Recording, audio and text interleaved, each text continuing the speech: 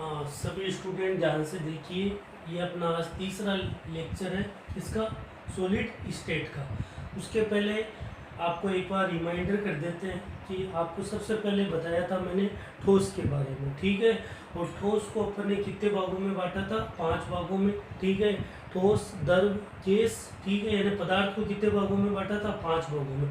ठोस, द्रव, gas, plasma और बीईसी। फिर उसके बाद में मेन अपना टॉपिक था ठोस, और ठोस को कितने भागों में बांटा गया था? 2 भागों में, क्रिस्टलीय ठोस और अक्रिस्टलीय ठोस। फिर उसके बाद में आज अपना लेक्चर है क्रिस्टलीय ठोसों का वर्गीकरण। क्रिस्टलीय ठोसों का वर्गीकरण ध्यान से देखिए, किसके आधार पे इनको बांटेंगे? तो विभिन्न बंधों के आधार पे। ध्यान से देखिए, विभिन्न बंधों के आधार पे कैसे होगा। इसके अंदर इम्पोर्टेंट मैंने आपको बताया था, एक क्या होता है? अवयवी कण होते हैं। क्या होते हैं? अवयवी कण, ठीक है। मैंने बताया था अवयवी कण परमाणु भी हो सकते हैं, अणु भी हो सकते हैं और आयन भी हो सकते हैं। तो ध्यान से देखिए, जो अवयवी कण है उन अवयवी कणों के आधार पर, यानी उन अवयवी कणों में क्या होता है? अंतरा आणविक बल, ठीक है। तो इसके आधार पे ही अपन क्रिस्टलीय ठोसों को कितने भागों में बांट सकते हैं? 4 भागों में बांटा जा सकता है। ध्यान से देखिए, 4 भाग कौन से हैं? आणविक ठोस, जिसको इंग्लिश में बोलते हैं मोलिक्यूलर सॉलिड। फिर क्या आता है? आयनिक ठोस, जिसको क्या बोलते हैं? आयनिक सॉलिड। और फिर क्या आता है? धात्विक ठोस, जिसको क्या बोलते हैं? Metallic solid. और फिर उसके बाद में आता है, सबसे इम्पोर्टेंट है, एग्जाम में इस पॉइंट से क्वेश्चन बनता है, ठीक है। कौन सा? सहसंयोजक ठोस, और उसका दूसरा नाम क्या है? नेटवर्क ठोस, ठीक है। जिसको इंग्लिश में क्या बोलते हैं? कोवलेंट, क्या बोलते हैं? सॉलिड और नेटवर्क सॉलिड। तो देखिए, सबसे पहला अपन देखते हैं आणविक ठोस। तो देखो, आणविक ठोस किसे कहेंगे? ध्यान से देखिए, वे ठोस पदार्थ जिनके क्रिस्टलों की संरचनात्मक इकाई क्या होती है? अणु होती है, ठीक है। देखो, आपको बताएंगे कि क्रिस्टल, क्योंकि ज्यादातर इसी की बात करेंगे, जैसे क्रिस्टल। तो क्रिस्टल क्या होता है? तो मैंने जैसे आपके सामने लिखा NaCl, ठीक है। तो NaCl आपको पता है, Na ये आपका Na पे चार्ज प्लस और Cl minus, Na plus Cl minus, इसको इस टाइप से कर देते हैं, ठीक है। फिर वापस Na Cl minus, Na plus Cl minus, Na plus, ठीक है। तो ये जो आपको इस टाइप की स्ट्रक्चर दिखाई दे रही है, जो स्ट्रक्चर इस टाइप की बन रही है, इसको बोलते हैं पूरे के पूरे को क्रिस्टल जालक, ठीक है। और ये क्या है? Na और Cl के क्या है? क्रिस्टल है। तो ये क्रिस्टल, ये वर्ड है, ठीक है। तो वे पदार्थ जिनके क्रिस्टलों की संरचनात्मक इकाई क्या होती है? अणु होती है, ठीक है, उन्हें क्या बोलते हैं? आणविक ठोस कहते हैं, ठीक है।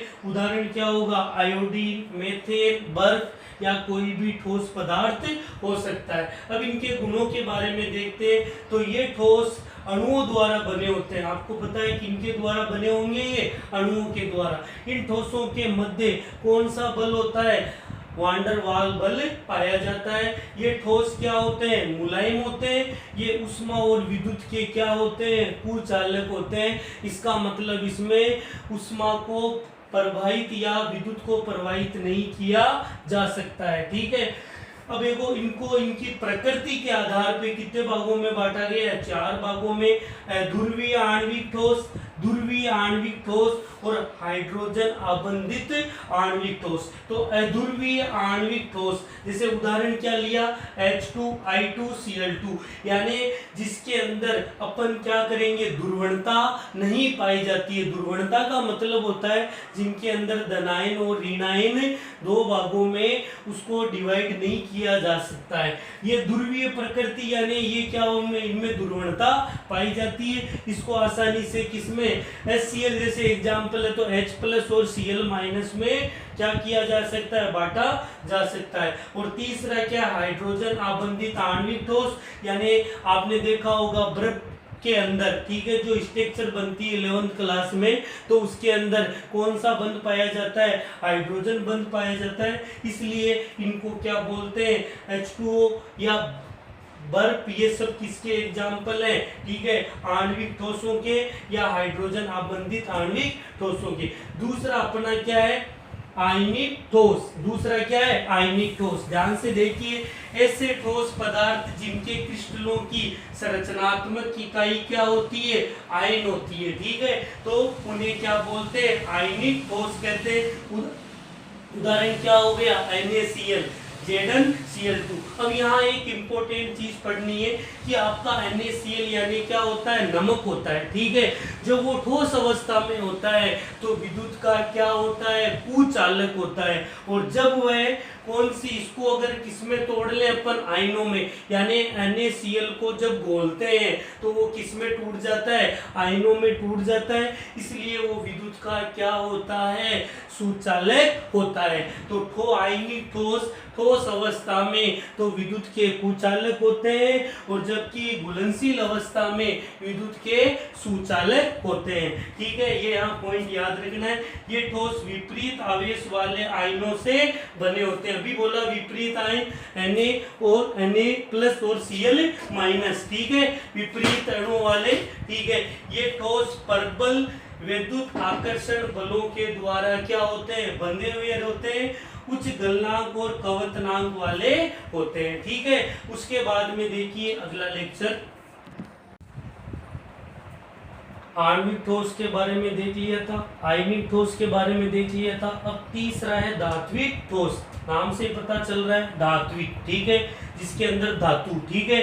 तो वे ठोस जिनकी संरचनात्मक इकाई धातु परमाणु होती है उन्हें क्या बोलते हैं, धात्विक ठोस कहते हैं। एग्जाम्पल क्या है, कॉपर, निकल, लोहा, तांबा, ये सब के सब क्या है, धात्विक ठोस है। इनके गुणों को देख लेते हैं। ये ठोस धातु परमाणु द्वारा क्या होते हैं, बने हुए होते हैं।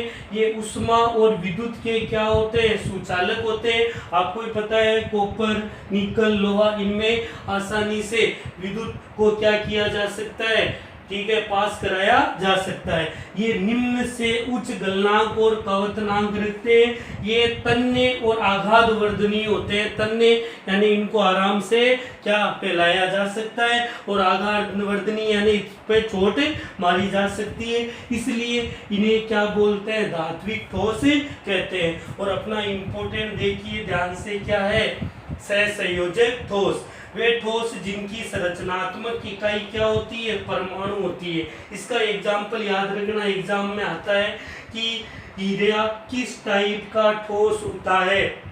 तो हीरा आपको पता है क्रिस्टलीय ठोस है। क्रिस्टलीय ठोस में भी किसका है, सहसंयोजक ठोस का क्या है, उदाहरण है। तो हीरा, ग्रेफाइट, सिलिकॉन कार्बाइड, सिलिका, ये सब किसके एग्जाम्पल है, सहसंयोजक ठोस यानी नेटवर्क ठोस के। ये ठोस परमाणुओं द्वारा बने होते हैं। ये अति कठोर और भंगुर होते हैं। ये उष्मा व विद्युत के क्या होते हैं, सुचालक होते हैं। एक इंपॉर्टेंट बात ध्यान रखना, हीरा किस प्रकार का होता है, हीरा क्या होता है, कुचालक होता है, जबकि अपवाद क्या है, ग्रेफाइट विद्युत का क्या होता है, सुचालक होता है। अब अपन कल इसको, ठीक है, और डिटेल से देखेंगे। आणविक, आयनिक, धात्विक और सहसंयोजक ठोसों में अंतर के द्वारा इनको और क्या किया जाएगा, बताया जाएगा, ठीक है। ओके।